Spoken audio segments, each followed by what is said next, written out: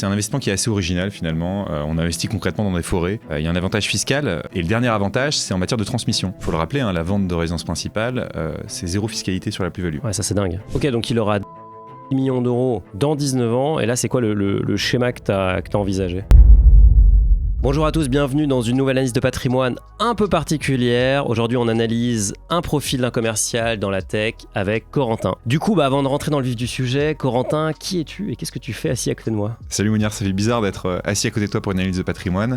Je viens de rejoindre récemment Finary pour lancer une offre dédiée qui s'appelle Finary One. J'étais un banquier privé avant. Ok, donc banquier privé, Finary One, tu peux dire en deux mots ce que ça permet ? Ouais, l'idée c'est de proposer une gestion privée qui est complètement digitale avec les nouveaux codes finalement qu'on peut trouver et qu'on recherche tous, je pense, quand on veut placer son argent et le confier à quelqu'un. Et d'ailleurs, moi c'est ce que je voulais avoir quand j'ai créé Finary, et c'est un peu ce qui transparaît de toutes les demandes, c'est avoir du conseil objectif, avoir du conseil qui est vraiment à l'écoute, qui est en ligne avec nos attentes. Donc c'est ce qu'on essaye de faire, et voilà, Corentin va proposer ça. Donc si ça vous intéresse, vous pouvez vous inscrire sur la liste d'attente. Je précise que pour être éligible à la gestion privée, il faut investir plus de 250 000 euros avec nous, donc c'est un montant qui est quand même conséquent, mais c'est aussi le seuil pour avoir accès aux meilleurs produits. On se concentre sur notre ami commercial dans la tech, patrimoine brut 850 000 euros, patrimoine net 755 000 euros. Donc là on voit déjà, c'est un peu le patrimoine classique d'un Français. Très peu de dettes. Très peu de dettes, c'est vrai, très peu de dettes, t'as raison. Par contre là il est sur un 75-25, 75 IMO livret, le duo choc, et après un peu d'autres choses à droite à gauche. En tout cas quelqu'un qui a déjà un patrimoine aussi gros, aussi jeune, c'est plutôt admirable. Paxé, 36 ans, responsable commercial dans la tech entreprise US privée, peut-être chez Microsoft, peut-être chez Meta. Salaire brut environ 8 à 12 000 euros mensuels. Bah oui, il est commercial, donc forcément, gros variable. Ouais, moi je pense d'abord à l'imposition, et il doit se faire assassiner, 41% à mon avis au minimum. Ouais, il est paxé quand même. Alors, il faudrait voir les revenus de son compagnon, de sa compagne, mais en tout cas, c'est vrai que ça doit piquer. Je te remercie de m'avoir ouvert les yeux sur la gestion des finances. Je ne m'y intéressais pas du tout pendant 10 ans. J'avais plus de 100K sur mon compte chèque. Voilà, là, les banques, elles étaient comme des oufs. Merci pour tes vidéos et pour la Finary, qui est certainement le meilleur des investissements. Écoute, ça fait très plaisir. Je précise que c'est du vrai. Il y a des fois des gens qui me disent mais c'est faux, c'est pas possible. Non, c'est vrai. Et ça fait plaisir de savoir que ce qu'on fait est utile. Moi, je vois tout le temps des gens qui disent j'aurais aimé découvrir avant, j'aurais aimé me réveiller avant d'avoir 50 ans, etc. Mais au final, c'est pas grave. Moi aussi, j'aurais aimé me réveiller plus tôt. Donc, l'important, c'est de se réveiller et c'est de mettre des choses en place. Donc, franchement, bravo. À 36 ans, il y a tout à faire. Objectif, par priorité, s'assurer que mon argent ne se dévalue pas. Donc battre l'inflation, j'imagine. Faire fructifier mon patrimoine, m'assurer d'un revenu passif confortable pour ma retraite. Au pire, 5 000 euros à 62 ans, idéalement 6 à 6 000 à 55 ans. Okay. Généralement, c'est l'inverse. Généralement, on se dit, je vais épargner un peu plus pour gagner un peu plus après. Bon, là, dans son cas, c'est partir plus tôt pour gagner plus. Okay. Pourquoi pas ? Ça va être chaud. Défiscaliser. Bon, on rappelle, défiscaliser, c'est pas vraiment un objectif, en fait. Ça doit jamais en être un. Ça doit jamais être l'objectif principal. On investit de façon fiscalement optimisée. Mais on investit pour un but, quoi. Donc, d'ailleurs, j'en ai parlé dans un Finary Talk là récemment, et la personne, l'avocat, n'arrêtait pas de dire c'est pas la finalité. Exactement. D'ailleurs, ses clients qui étaient plutôt très sophistiqués, c'était des grosses fortunes, ne venaient jamais le voir pour défiscaliser. Il y avait toujours un autre but, c'était, transmettre, mais du coup, évidemment, on va regarder la fiscalité. Mais c'est un aspect. Allez, on regarde ton cash flow, puisque tu nous l'as envoyé. Je rappelle que si vous voulez faire votre cash flow, vous avez deux façons. Soit vous allez sur ce magnifique lien dans la description, c'est gratuit, soit vous connectez vos comptes à Finary. En fait, on vous génère ça tous les mois et en temps réel en fonction des transactions qui rentrent. Donc, qu'est-ce qu'on voit là ? On voit qu'il y a le salaire à l'entrée, donc c'est un peu moins. Il me semble qu'ils avaient dit un peu plus. Je pense que c'est lié à des bonus éventuellement, vu que c'est un commercial. Peut-être en fin d'année, ouais, du coup. Il doit recevoir des bonus en fin d'année. Par trimestre ou des choses comme ça. Exactement. Du coup, on va dire ça, c'est son salaire de base, effectivement, donc comme un gros salaire. Les investissements, très gros investissements, hein, on est à 46% de taux d'épargne, PEA, assurance vie, crypto, CTO. Il y a un peu de tout. Ouais, il y a un peu de tout, ok. La RP, alors il a 2 RP. Il en a une dans laquelle il vit, a priori, et une qui est en construction. Alors, il a remboursé sa première RP pour en avoir une deuxième, et on achète une deuxième. Dingue, plutôt fort, aussi jeune. Vie quotidienne, 900 euros, ok, donc rien de fou en réalité. Il se fait plaisir sur les vêtements quand même. Je noterais 200 euros de vêtements.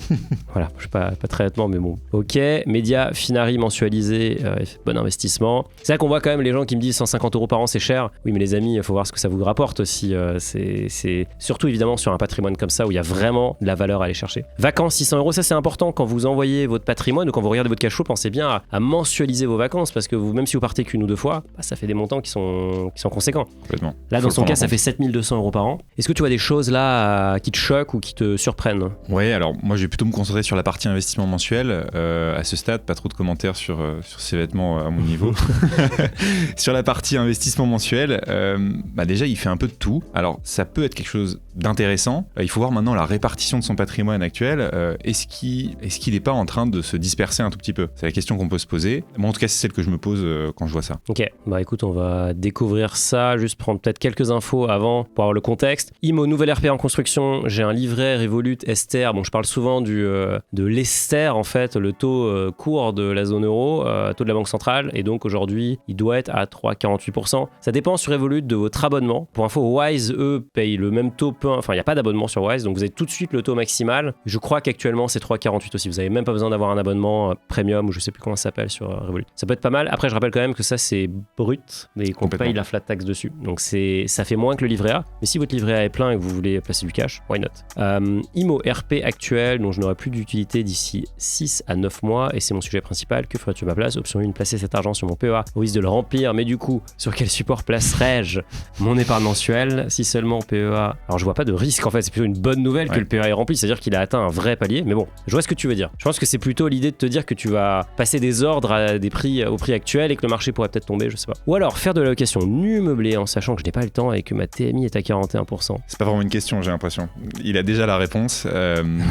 Quand on manque de temps, l'immobilier c'est rarement une bonne idée. Quand on en fait et que vraiment on n'a pas envie de passer de temps, il faut le mettre en location. Là en l'occurrence avec une TMI à 41%, sachant que je rappelle, l'imposition totale de l'immobilier c'est la TMI plus après derrière les prélèvements sociaux. TMI, tu peux rappeler ce que ça veut dire? Pardon, ouais. Le TMI c'est la tranche marginale d'imposition, c'est votre tranche la plus élevée quand vous regardez votre barème d'impôt sur le revenu. Vous l'avez en bas sur la déclaration d'impôt. Exactement. Pour le coup, sur de l'immobilier, quand on met un nouveau bien en location, c'est à cette tranche que va être imposé finalement les nouveaux revenus. Donc ça fait mal. Et à cette tranche, il faut rajouter aussi les prélèvements sociaux qui sont 17,2%. Donc on arrive à des taux de prélèvement qui sont supérieurs à 50% sur de l'immobilier, dans son cas en tout cas. En plus, immobilier nu, tu vas louer moins cher qu'en meublé. À la limite, tu pourrais peut-être louer en meublé ton bien, mais pareil, ça va pas être gratuit en fait. Va falloir falloir investir du temps. Alors que dans l'autre option, tu as le moyen de récupérer quand même énormément de liquidités pour aller massivement te mettre dans un marché qui est hyper liquide, qui sont les marchés actions, où tu pourras faire de l'obligataire d'ailleurs, pas forcément sur PEA. Et en plus, dans l'enveloppe, je rajoute, mais dans l'enveloppe la moins taxée qui existe aujourd'hui en France, le PEA. C'est ça. 17,2%, uniquement les prélèvements sociaux, versus la moitié sur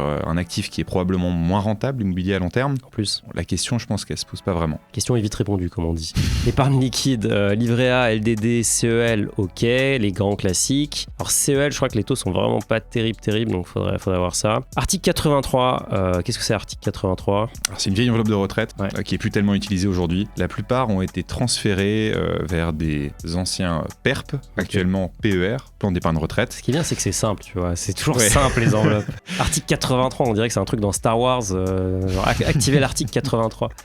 Qu'est-ce que c'est que cette histoire? Non, concrètement, c'est vraiment des enveloppes qui sont bloquées en fait jusqu'à la retraite. C'est le PER, c'est l'ancêtre du PER. Exactement. Exactement. Mais du coup, on peut quand même les garder, même si on peut plus en ouvrir des nouvelles. Abondé par mon entreprise, je viens d'arbitrer auprès de Swiss Life pour passer sur une gestion libre. Merci à ton analyse des frais, avec plaisir.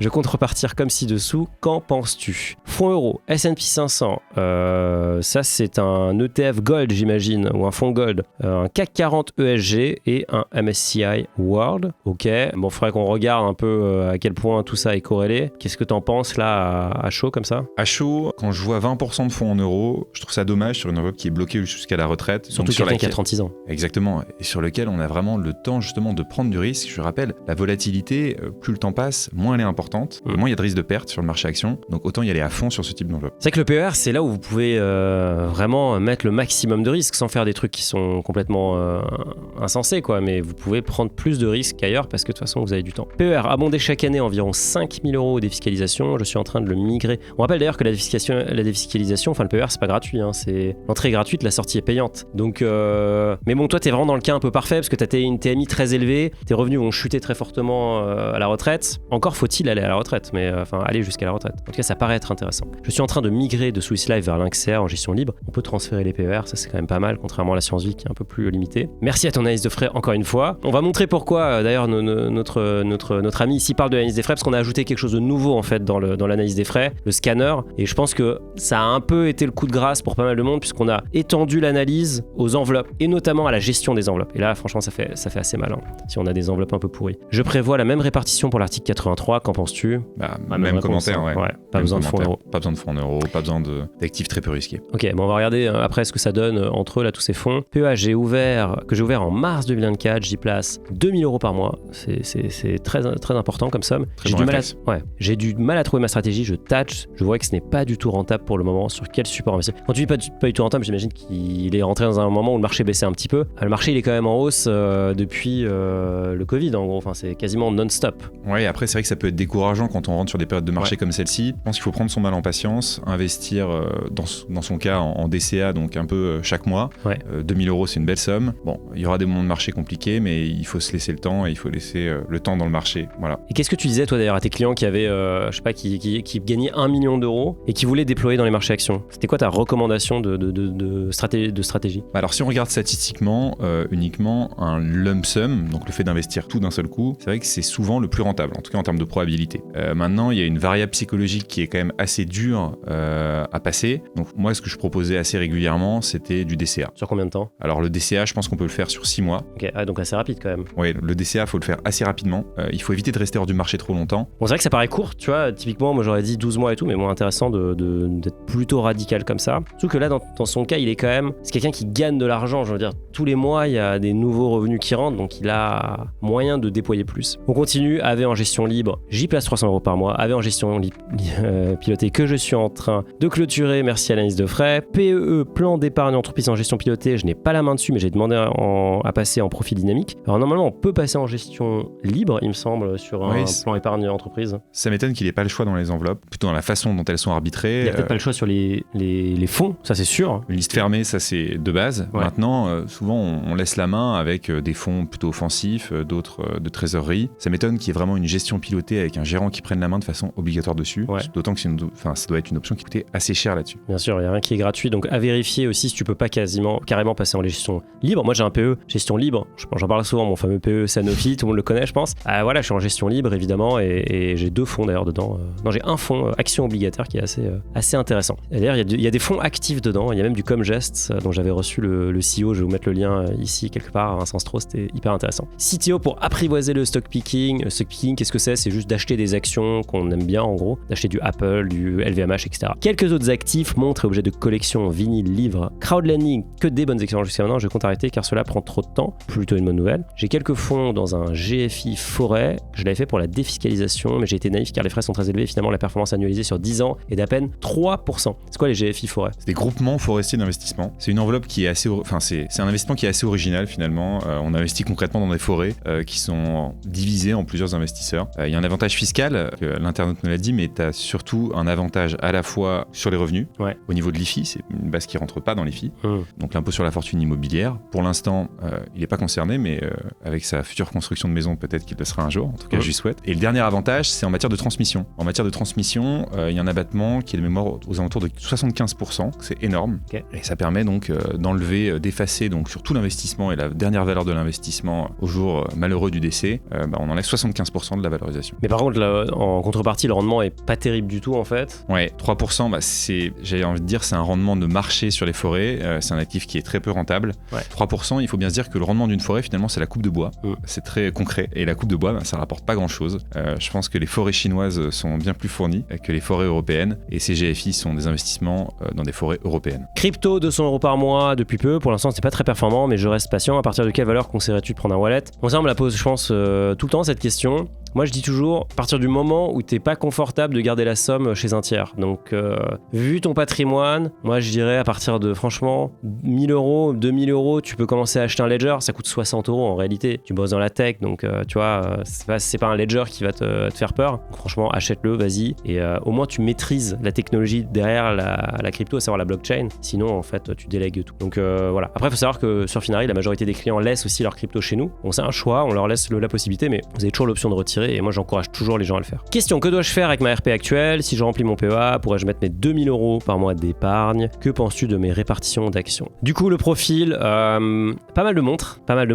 Est-ce qu'on commencerait pas par aller voir d'ailleurs ces montres? Du coup, il a 2 montres. Qu'est-ce que c'est? Une Speedmaster Moonwatch. Très sympa. C'est une édition spéciale, j'ai l'impression. Ouais, édition spéciale avec un très beau cadran, franchement. Et une Datejust 41. Bon, ça, c'est un peu la classique quand même chez Rolex. Malheureusement, on voit pas très bien ce que c'est comme matière, mais je pense que c'est de l'or blanc, ça, sur les Rolex. Et donc, ça vaut quand même 12 000 € pièce. Pas mal. Alors, comment ça se répartit tout ça? L'immobilier, ça en a parlé. On va aller voir. Tiens, on va regarder tout de suite. La maison et l'appartement. Bon, de toute façon, le verdict, qu'est-ce que c'est? C'est est-ce qu'on garde la RP et on la loue en location nue ou est-ce qu'on la liquide et on réinvestit les sommes par ailleurs?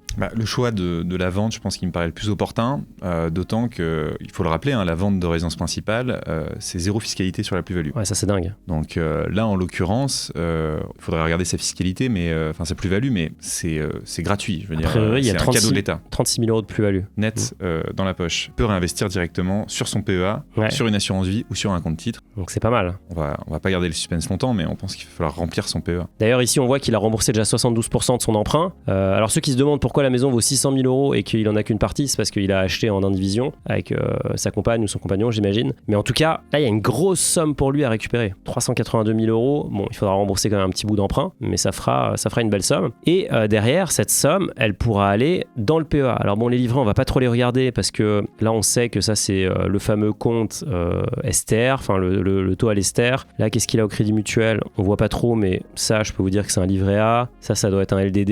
Et après, bon, là, il y a toute une série de comptes d'épargne. Pourquoi ne pas tout mettre sur le STR? Je ne sais pas, parce que ça doit quand même être plus rentable que le CEL. Si on regarde net de fiscalité, c'est souvent plus rentable. Ouais. Mine de rien, d'utiliser ces enveloppes réglementées. Les enveloppes réglementées, ouais. Ouais, tout à fait. Non, tout à fait. Actions et fonds. Ok, donc qu'est-ce qu'il y a là? Le fameux article 83. D'ailleurs, on va regarder le scanner de frais, puisqu'on en a beaucoup parlé aujourd'hui. Donc, on voit les frais au global sur son épargne financière. C'est 1,59%, 35 000 € d'économie potentielle, donc pas mal quand même. Et concrètement, par an, il paye 862 €. Et on voit que les contrats sur lesquels il y a beaucoup de choses à faire, c'est l'assurance vie, puisque là, à mon avis, il est en gestion pilotée. Article 83, non, le PER, il nous l'a dit, je crois qu'il était en train de changer de gestion. Et l'article 83, il nous l'a dit aussi qu'il était en train de changer de gestion. Donc ça coûte cher. Comment on a fait pour faire ça? Franchement, c'est du travail manuel. On est allé collecter avec notre communauté les données en épluchant vraiment les contrats. Et je peux vous dire que c'est vraiment la jungle, ces trucs-là. Donc là, vous avez l'info tout de suite et surtout, vous voyez combien vous pouvez économiser. Et vous voyez aussi combien vous devriez payer par rapport au reste du marché. Ce qui est sûr, c'est que si vous êtes en gestion pilotée, vous passez en gestion libre, vous économisez des frais. Si vous avez des fonds actifs, vous passez en ETF, vous économisez des frais. Et en faisant ces 2 manipulations, vous gagnez déjà beaucoup d'argent. Si vous avez un contrat cher, vous transférez sur un contrat d'un courtier internet, c'est beaucoup moins cher. La seule limite, ça va être que l'assurance vie n'est pas transférable en dehors du même assureur. Donc forcément, non, malheureusement. Des fois, on va se poser la question de est-ce qu'il faut fermer le contrat ou est-ce qu'on le garde et qu'on accepte quelque part de se faire un peu plumer sur les frais. Toi, c'est quoi ta règle là-dessus? Ça va dépendre évidemment de la plus-value latente. Ouais. Quand elle est quasiment inexistante ou largement supportable, au choix, il faut changer d'enveloppe. Ok, donc c'est très vite vu. Si vous avez très peu de plus-value et un contrat cher, vous changez. Là, on voit, toi, tu as 820 € de plus-value dans un contrat, 23 € dans l'autre. Donc, c'est pas ça qui va t'assassiner en termes de frais. Et on voit surtout que ton PEA, il est quand même encore assez light. Qu'est-ce qu'il y a dedans? D'ailleurs, on voit bien le DCA ici, on voit bien la rythmique. Et effectivement, tu es en moins-value pour l'instant, mais franchement, c'est des tout petits montants, 313 €. Tu viens de commencer et tu es rentré à un moment où le marché est déjà cher, mais c'est pas grave. Par contre, moi, ce qui me surprend un peu, c'est ta répartition, puisque là, tu as d'abord du CAC 40, iShares Core, MSCI, EMU, ETF, UCITS. D'ailleurs, j'avais fait une vidéo où j'expliquais ce que ça voulait dire, tout ce bazar. Bon, ça, c'est les marchés européens, en gros. Nasdaq 100, ça on connaît. connaît. S&P 500, on connaît. Small cap européen, on connaît. D'ailleurs, ici, on voit que c'est du distributing. Donc ça, c'est l'ETF qui distribue du dividende. Pas très grave dans un PEA finalement. Non, parce qu'on ne subit pas la fiscalité lors de distribution. C'est une enveloppe capitalisante, donc tant qu'il n'y a pas de retrait, pas de fiscalité. Petit problème quand même, c'est que sur les PEA, vous ne pouvez pas faire d'actions fractionnées ou de parts fractionnées. Donc vous allez vous retrouver avec des tout petits montants. Typiquement, là, t'as 342 euros. Ce fonds, il va te verser, tu vois, 8,37 euros. Donc en fait, tu vas te retrouver avec un espèce de reliquat un peu pénible à réinvestir, je trouve. Donc moi, je préfère les ETF accumulants, même sur le PEA. Comme ça évite de juste faire du travail. Et n'oublie pas qu'à chaque fois que tu passes un ordre, tu payes des frais. Donc autant les éviter. Mais en tout cas, ici, je trouve que c'est, à mon sens, trop exposé à l'Europe. D'ailleurs, on voit à 60% d'Europe. Pour rappel, le marché boursier mondial, enfin le MSCI World, c'est 70% d'US. Et l'Europe est vraiment une petite partie. Donc je trouve ça un peu trop gros là, la partie Europe. Et en termes de frais, par contre, pas de surprise, c'est que des ETF. Est-ce que le PEA, c'est une enveloppe que tu utilisais quand tu étais en banque privée? Ouais, bien sûr. J'ai vu des PEA de plusieurs millions d'euros en banque privée. Des PEA. Avec des actions ou des titres non cotés? Alors, souvent les deux. Il y a une partie de titres non cotés, évidemment, et ils ont été transformés au fur et à mesure en actions cotées. Ouais. Moi, le commentaire que j'ai quand je vois un PEA comme ça, c'est que je pense qu'il s'est un peu éparpillé. C'est le même commentaire que pour les enveloppes. Alors, ça permet d'avoir une diversification qui est importante, quoi qu'il faut regarder s'il n'y a pas un peu de... Très corrélé, je pense, tout ça. Exactement. S'il n'y a pas un peu de corrélation entre chaque ETF. Maintenant, s'il ne faut pas simplifier tout ça, moi, c'est ce vers quoi j'irai. Plus de simplification, un peu moins de lignes. Je pense que tout ça peut se résumer en un indice MSCI World. Ok, MSCI World, ce serait plus simple. Après, si tu as un billet sur la France, pourquoi pas? Historiquement, le CAC 40 fait quand même moins bien, même s'il faut prendre le CAC 40 dividende réinvesti pour le comparer aux autres indices. Il fait quand même moins bien que les indices américains ou que les indices mondiaux. Maintenant, tu avais une question importante sur l'article 83 qui actuellement, je rappelle, bon là, c'est le Caire ni d'espion, c'est l'article 83 ni de frais, donc pas terrible. Tu as 23 000 euros de banque à gagner, donc franchement, là, tu as bien raison d'arbitrer. On voit qu'il y a des bons fonds bien chers dedans. Et du coup, tu nous avais envoyé une petite liste de fonds. Bon, on a enlevé le fonds euro, après on a juste calculé les corrélations entre les différents fonds que tu as mis. Et on voit que le fonds, la ligne du bas, donc cette ligne ici, la première ligne, en fait, c'est le fonds d'or, qui n'est absolument pas corrélé au S&P 500, au CAC 40, au MSCI World. Si mes souvenirs sont bons, c'est pas seulement de l'or physique, donc de l'or qui est détenu, mais c'est aussi de l'extraction. Les minières, c'est des entreprises minières. Okay. Donc intéressant. A priori, du coup, ça remplit son objectif. Complètement. Est-ce que toi, c'est quelque chose que tu recommandais de mettre des métaux précieux ou des minières d'ailleurs dans les portefeuilles? C'est pas évident parce qu'il y a une composante qui est celle de l'environnement social et gouvernance qui est pas forcément respectée par ce genre d'indice. Okay. Alors pour quelqu'un qui a pas forcément de considération là-dessus, c'est vrai que c'est pas un sujet, mais c'est pas quelque chose qu'un banquier va proposer de façon spontanée. Tu veux dire que la politique de la banque, c'est plutôt d'encourager l'ESG, donc de pas pousser vers ça? Exactement. Ok. Mais par contre, si tu veux te décorréler de ça, pourquoi pas? Après, il faudra regarder la perf aussi sur le très long terme. Est-ce que ça bat les indices actions? Encore une fois, tu es dans une enveloppe de retraite, donc tu peux prendre le risque un peu maximal. Donc à toi de voir. Mais c'est vrai que la corrélation à 0,43, c'est pas mal. Je rappelle qu'une corrélation de 1 signifie qu'en gros, la volatilité ou la performance est exactement la même d'un indice à l'autre ou d'un fonds à l'autre. Donc là, c'est plutôt pas mal, plutôt réussi. On va rapidement regarder aussi les cryptos. Tu t'as dit que tu faisais du DCA chez Finari. Bon, ça travaille, le marché est assez difficile en ce moment. Faut voir. En tout cas, ce qui est sûr, c'est que c'est quand même une petite partie de ton épargne. Donc, je trouve que c'est plutôt bien adapté en termes de montant. Et du coup, tu avais une question. Tu avais envie de faire quelque chose qui était assez intéressant. Tu avais envie de te verser 5 000 euros à 62 ans et 6 000 euros à 55 ans. Et du coup, Corentin, tu nous as fait une petite analyse. Bon, du coup, comme d'habitude, tu as utilisé un de nos petits outils. Qu'est-ce qu'on a fait là exactement? En gros, on vend la RP, c'est ça? Exactement. En fait, il vend la RP sans fiscalité. Ouais, c'est vrai. Ce qu'il fait, c'est qu'il investit son capital. Donc, ma première intuition, c'est de l'investir dans le PEA. Ouais. Ce qui restera en plus, parce que 380 000 euros, c'est largement au-dessus des versements autorisés sur le PEA, qui, je le rappelle, sont à 150 000 euros. Mais peut le mettre, avec sa compagne, il pourrait doubler le plafond. Complètement. Mais c'est vrai que la maison valait le double en réalité. Donc, bon. Le capital restant, donc, qui n'a pas été versé sur le PEA, il peut le mettre sur un compte titre ou sur une assurance vie.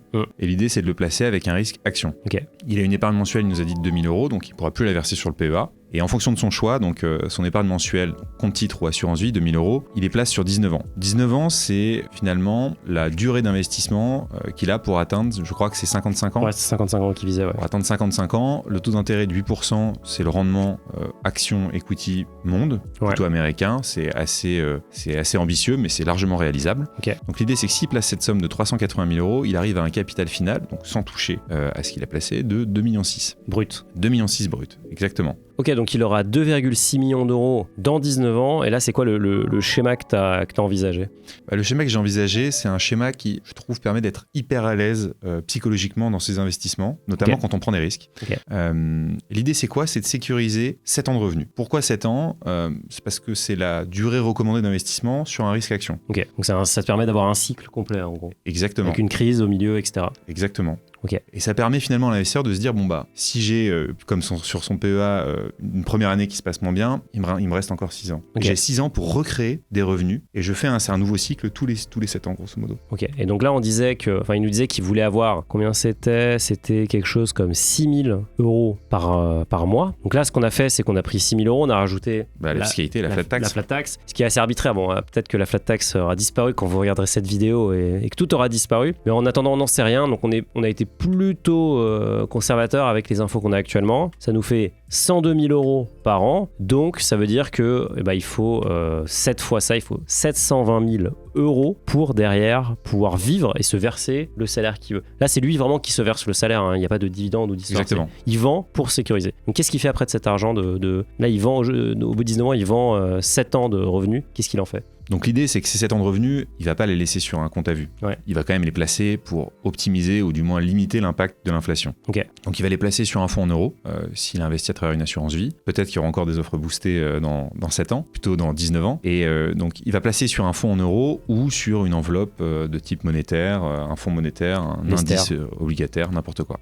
Ok, donc sécurisé, mais pour aller chercher quand même un minimum de rendement. Exactement. Ok, donc là, il lui reste du coup 1,9 million d'euros. Qu'est-ce qu'il en fait ? Avec ces 1,9 million d'euros, il a 7 ans pour créer de la performance. Donc autant aller vers quelque chose de plus offensif. Donc il va aller vers de l'equity, du S&P 500, du MSCI World, tout un tas d'indices orientés action, avec un objectif en tête. Finalement, ça va être, avec ces 1,9 million, de recréer son capital en tenant compte à la fois de l'inflation et en recréant également l'équivalent de ces 720 000 € de revenus. Le problème, c'est qu'entre-temps, il y a l'inflation qui est passé par là. Ouais, 2% par an ici. 2% par an. Et c'est du capitalisé. Donc ça marche aussi pour l'inflation et pas seulement pour les revenus. Malheureusement. Donc il a un objectif finalement qui est de passer à 3 26 000 €. Pour recréer ces 3 26 000 €, il a un rendement cible qui va être de 6,76%. Okay. En ayant ce rendement en tête, il va réussir à recréer son capital tous les 7 ans et maintenir finalement son investissement. En fait, il maintient son capital, son pactole, quoi. Il vit pendant 7 ans avec le niveau qui s'était fixé et au bout de 7 ans, il peut relancer la machine. C'est un peu un truc perpétuel, quoi. Voilà. Donc ça, c'est un schéma que tu faisais aussi en banque privée ? Ouais, c'est un schéma qui est adopté par beaucoup d'anciens chefs d'entreprise qui ont vendu finalement leur outil de travail et qui se retrouvent sans retraite, parce que quand on est chef d'entreprise, on n'en a pas. Je confirme.